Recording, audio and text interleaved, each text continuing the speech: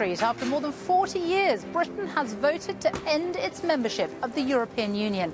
The vote was decisive. 52% chose to leave the EU and 48% wanted to stay.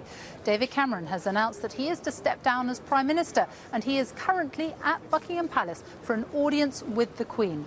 Mr Cameron, who argued strongly for the Remain campaign, said the will of the people must be respected and fresh leadership was required, with a new Prime Minister in place by October. Shots there of the Prime Minister's car travelling through central London right now. Well, UKIP's leader, Nigel Farage, has called the result Britain's Independence Day. The prominent Leave campaigner, Boris Johnson, was booed by some in the crowds outside as he left his home this morning, cheered, though, by others. We're expecting to hear from him at a news conference in the next few minutes.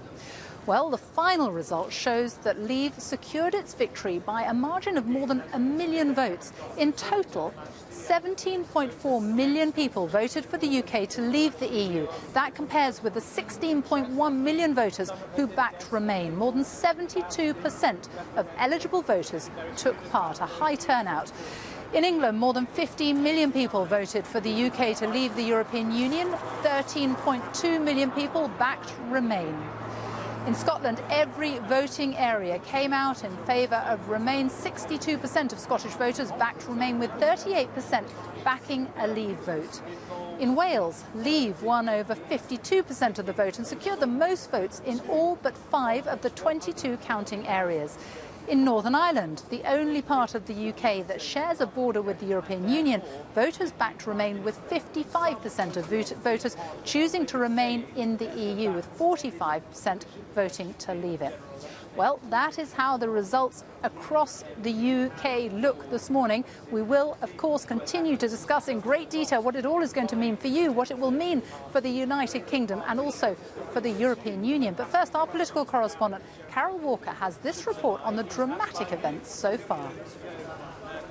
There was no hiding the emotion as the Prime Minister and his wife Samantha emerged from Downing Street. Good morning, everyone. He said the will of the British people must be respected, but having fought and lost the battle to remain in the EU, the country should have a new Prime Minister. I fought this campaign in the only way I know how, which is to say directly and passionately what I think and feel, head, heart and soul. I held nothing back, but the British people have made a very clear decision to take a different path. And as such, I think the country requires fresh leadership to take it in this direction.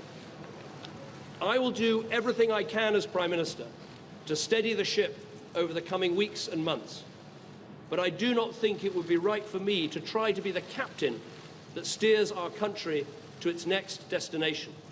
With turmoil and uncertainty in the financial markets, the Governor of the Bank of England said it was prepared to take further action to support the British economy if necessary. We've taken all the necessary steps to prepare for today's events, and in the future, we will not hesitate to take any additional measures required to meet our responsibilities as the United Kingdom moves forward. From the moment the results started coming in just after midnight, there were big wins for Leave. Ladies and gentlemen, by the end of the night, Leave had won a clean sweep across the north of England, the Midlands, the east and west of England. London was the only region of England to support remaining a member of the EU. The result in Flintshire reflected the outcome across Wales, where voters backed Brexit. But Scotland voted by a clear majority to stay in the EU. Scotland's First Minister said it was clear that the people of Scotland see their future as part of the European Union. The results will bring fresh calls for a second referendum on Scottish independence. Northern Ireland, too, has voted to remain in the EU. Sinn Féin has said it intensifies the case for a vote on whether Northern Ireland should leave the United Kingdom. Shortly before 5 o'clock this morning, it was clear the UK had taken the historic decision to leave the European Union. Well, at 20 minutes to 5, we can now say the decision taken in 1975 by this country to join the common market has been reversed by this referendum to leave the EU. UKIP's leader, Nigel Farage, said he was thrilled that the country had decided to break free from what he called a failing, dying European Union. 17 million people have said we must leave the European Union. We now need a Brexit government. A government that gets on with the job. A government that begins the renegotiation of our trade relationship. The Labour leader said he hoped the negotiations with the European Union would include efforts to protect British workers. Clearly, there are some very difficult days ahead. The value of the pound has already fallen, and there will therefore be job consequences as a result of this decision. Thank you very much. A momentous day for Britain, for Europe, as the country embarks on a new and uncertain future outside the EU and under a different leader. Carol Walker, BBC News, Westminster. Well, I'm joined now by our assistant political editor, Norman Smith. We've seen David Cameron has left Buckingham Palace now. He's driving through central London. We don't know where to. Next, we are expecting to hear from the leading Leave figure, Boris Johnson, who potentially could be taking up residence here. More than potentially, perhaps likely to be taking up residence, because he is absolutely in pole position now. We'll hear from him shortly. We haven't really heard an official response from the Leave side yet. We've heard plenty from Nigel Farage. Nigel Farage has been urging a quick retreat from Europe, if you like. He doesn't want us to hang around. Everything we've heard from the official Leave campaign is, let's not rush this. But I think we can cross actually to the Leave campaign, and there's Gisela Stewart, Boris Johnson and Michael Gove, and Gisela Stewart is speaking. Went to the voting booth and made their decision about a relationship of over 40 years with the European Union. It was the largest and most extensive democratic exercise we have seen. And the people by a majority decided that they wished to leave the European Union. Vote Leave is a cross-party organisation, and we have always acted in a way which was in the interest of the country and not in sectional interests. I think it is now incumbent to all party leaders to also reflect to what extent they are representing and reflecting the views of the voters. This is the most extraordinary opportunity of democracy. I think the process which is beginning now of implementing the wish of the people will be seen as not only freeing the United Kingdom, but also be in the interest of Europe. We are still, and always have been, an exceptionally outward-looking country. We will continue to be so. We will be a good neighbour. We will be a good internationalist. But we will have taken back control of our democratic institutions.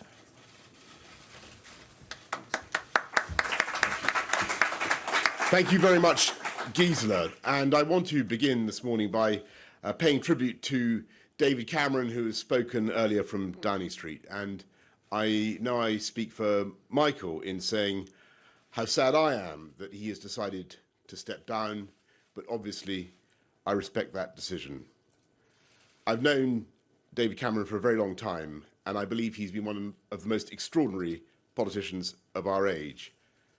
A brave and principled man who's given superb leadership of his party and his country for many years, reforming our public services, delivering one nation conservative government, making this country the most dynamic economy in Europe, and with his own brand of compassionate conservatism that rightly earned his party the first majority government for decades. It was his bravery that gave this country the first referendum on the European Union for 43 years, the first time that many of us have had the chance to vote explicitly on this question. Today, I think all of us politicians should thank the British people, because in a way they have been doing our job for us. They hire us to deal with the hard questions, and this year we gave them one of the biggest and toughest questions of all. Some people are now saying that was wrong and that the people should never have been asked in this way. I disagree. I believe it was entirely right and inevitable, and indeed that there is no way of dealing with a decision on this scale except by putting it to the people. Because in the end, this question is about the people. It's about the right of the people of this country to settle their own destiny. It's about the very principles of our democracy, the rights of all of us to elect and remove the people who make the key decisions in their lives. And I think that the electorate have searched in their hearts and answered as honestly as they can, and as Gisela says, in a poll on a scale the like of which we have never seen before in this country, they have decided that it is time to vote to take back control. From a European Union that has become too remote, too opaque, and not accountable enough to the people it is meant to serve. In voting to leave the EU, it is vital to stress that there is now no need for haste, and indeed, as the Prime Minister has just said, nothing will change over the short term, except that work will have to begin on how to give effect to the will of the people and to extricate this country from the supranational system. And as the Prime Minister has rightly said, there is no need to invoke Article 50. And to those who may be anxious, whether at home or abroad, this does not mean that the United Kingdom will be in any way less united, nor indeed does it mean that it will be any less European. And I want to speak to the millions of people, directly to the millions of people who did not vote for this outcome, especially young people, who may feel that this decision in some way involves pulling up a drawbridge or any kind of isolationism, because I think the very opposite is true. We cannot turn our backs on Europe. We are part of Europe.